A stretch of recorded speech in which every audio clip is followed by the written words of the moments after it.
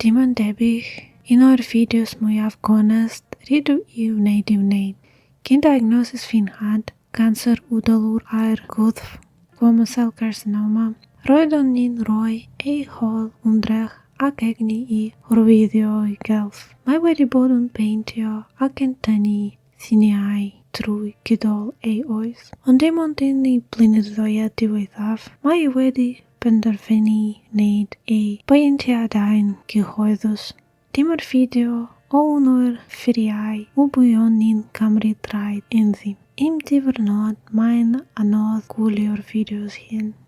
Ar ddyddfydau raidd, mae'n teimlo'n hiraethus. 3 blynedd o ysbytai, chemotherapy, llawdriniaethau, gyniau ddyddfydedd a radiotherapy wedi mynd heibio ers hynny. Yn ystod y fer, roeddwn yn ofidus nad oeddwn ni wedi gwerthu cymaint ac roeddwn i eisiau. Nac oeddwn ni wedi gwerthu popeth. Roeddwn yn obesyniol am i o'r fusnes o'r gyfan. A dim ond nawr, gan fformod beth wedi wrtho. Rydw'n gweld na dyna oedd y pwynt.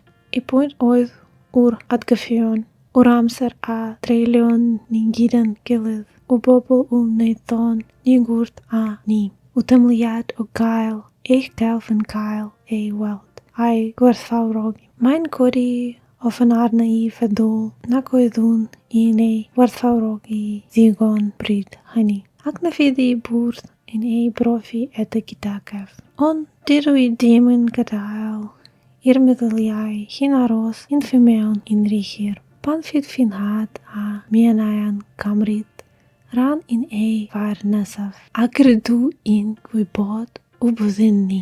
Mae'n rhaid iddo digwydd.